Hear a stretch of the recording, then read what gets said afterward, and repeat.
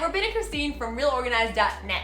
And in this video, we're going to talk about how to declutter when you're overwhelmed as a parent. Yeah, by the end of this video, you will know how to get unstuck and actually get started on decluttering even when you feel overwhelmed, tired, or like your busy schedule doesn't leave any time whatsoever to get started on decluttering. And we're going to share with you what we think is the key to actually getting started on decluttering when you're feeling overwhelmed as a parent. So let's go.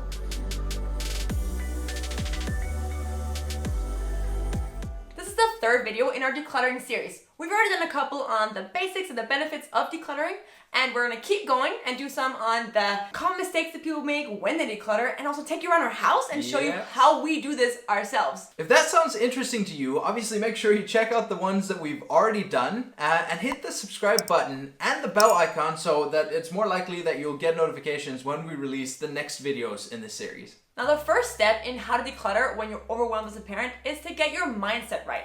You have to stop telling yourself you can't do it, because you can. I know it's super hard when you're overwhelmed, you're stressed out, and then you see something and you're like, oh, I can't do it. Like it gets too much. And it's really easy to get stuck in that rut of like, you know, you've got your work, you've got the kids, and it's the same routine over and over again to just get stuck in that mindset of like, I can't do it, I don't have time, and then it becomes this self-fulfilled prophecy. Yes, you probably have very little time. We know what that feels like. But as soon as you start recognizing how long things actually take and how much you can done in a short period of time, then you can start kind of clawing your way out of that hole. And it is possible, and you have to tell yourself that it is possible. The next step is to have a game plan so that when overwhelm kicks in, you know exactly what to do. Because the enemy of overwhelm is clarity. And when you have clarity, that means that when overwhelm kicks in and something comes up and you're like, then you know what to do. And you know exactly that you are on track with your plan. So what does that game plan look like? It's basically taking, you know, an inventory of your entire home and breaking it down into areas and then prioritizing those areas based on what's most important, based on where you can actually get the biggest wins for the least amount of effort and time. Yeah, and also know like how much time you actually have so that you won't start a long, big project when you have 10 minutes. Yeah. So I think one of the things that we talk about in the context of prioritizing is this idea of one-offs or one and dones versus the repetitive tasks.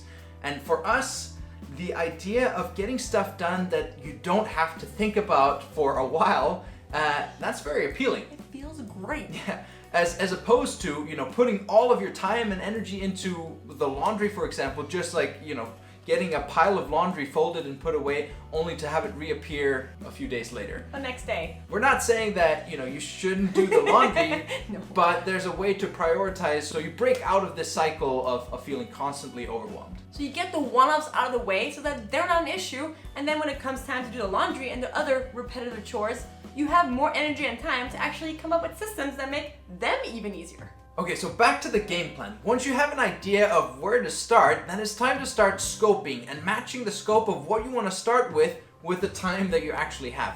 And this is really the key to how to organize when you're overwhelmed. Because let's say that you know, on your game plan, you've identified the kitchen and decluttering the kitchen as the most important thing that you could, you know, use your time on in terms of decluttering. And you've got half an hour. You go into the kitchen, you realize, wait a second, like I'm not gonna declutter the entire kitchen in half an hour. So maybe I'll start with these cupboards. And you look at your cupboards and you realize, no, half an hour is still too little time for me to actually declutter those cupboards.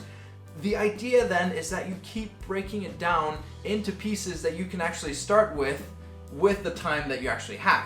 Yeah, and make sure that there's still something that you can finish and not do like half and then it's just gonna go back to being a mess afterwards. Exactly. So I mean, even if you can't do a shelf, then maybe you can do like all your KitchenAid items. So get out all your KitchenAid items from wherever they are in the kitchen and declutter those, and then that's done. You can check that off and it's a done project. Yeah.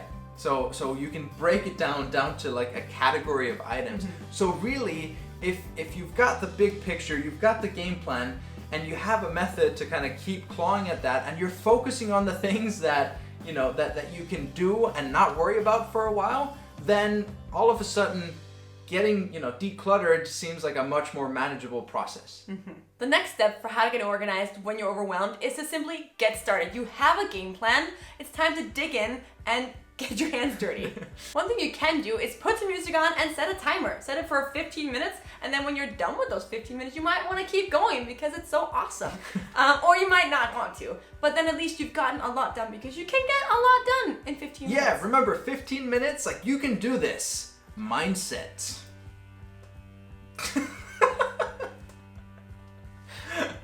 I mean, it also helps to have a cheerleader right next to you to like keep you going. We're here for ya. And who doesn't have 15 minutes a week? Like, be honest with yourself and let us know in the comments. The next thing to keep in mind for how to declutter when you're overwhelmed is to stick to the scope. Now, you've selected a scope. You know what you want to get done. You know how long you've allocated to actually getting it done. And the main thing that can derail your decluttering train at this point is if you start focusing on stuff that doesn't belong within that scope. It's really easy when you're decluttering, you open a drawer, you realize, wait a second, this should be upstairs in the desk drawer or somewhere else in the house, to actually just kind of sneak off and, you know, put it away. But you don't want to do that because it's so easy to go, you know, do the pinball thing where you're like, oh, no, let me just worry about this now. And then you see something else like, oh, a pile of laundry, let me do that. Yes. You don't want to do that. That is what perpetuates the overwhelm. So when you do find out one thing that belongs upstairs, put it in a laundry basket next to you, and then when you're done decluttering, you take that laundry basket full of all those things that belong other places and put those away. It's much faster. Now we did cover this, you know, the actual tactics, the tips and tricks to keep in mind while you're decluttering in the previous video. So check that out once you're done with this one. The next step for how to declutter when you're overwhelmed is really realizing how much you can get done in a short amount of time. And we already talked a little bit about this, but the key here is to not focus on the repetitive chores, but more to think about the things you can get done that'll stay done. And then that energy that you are saving by having that be out of your life, you can reinvest that in a new chore. Yeah, so you're systematically working on lowering or reducing that massive to-do list instead of basically checking one thing off and then putting it back at the bottom of the list. The next thing to consider when you're decluttering is to not compare. Like, the comparison is the enemy to all things good and holy in life. Basically. I might be exaggerating a little bit, but you don't want to compare yourself to some ideal of what your space should look like based on what you saw on Pinterest or Instagram. Or your neighbor for that matter. You're Exactly. not them, they're not you. Yeah. And if you just focus on what you want to get done, you realize how far you've come and you keep in mind, you know, what the ideal outcome looks like for you, then that's going to keep you going. That's going to help your momentum to propel you forwards instead of putting on the brakes, which is what comparison does. Don't compare. And on that note, celebrate the small wins. You've done so much already, and if you haven't, then you will. So make sure you give yourself a pat on the back once in a while, and don't keep messing with yourself and telling you you're not good enough, because you have to celebrate once in a while. You can do it! You're great. You're awesome. Pep talk time? Rockstar you. You can do this. We love you. Yep! You're great. We have faith and trust in your ability to declutter. Fist bump.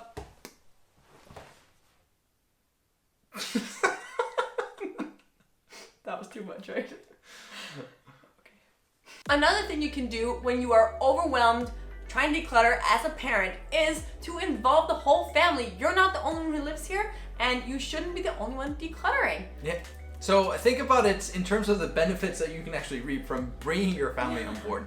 First of all, if you've got kids that are, you know, older than maybe 4 or 5, maybe even just 4 or 5, they can help you. They can actually help sort through stuff that you need to declutter. Yeah. And in the long run, they're going to pick up on some of the habits that you're teaching them through going through the process of decluttering right now. They're going to recognize that, you know, we don't have to hold on to everything, and the things that you have around the house, there might actually be value in giving that to somebody else. Yeah.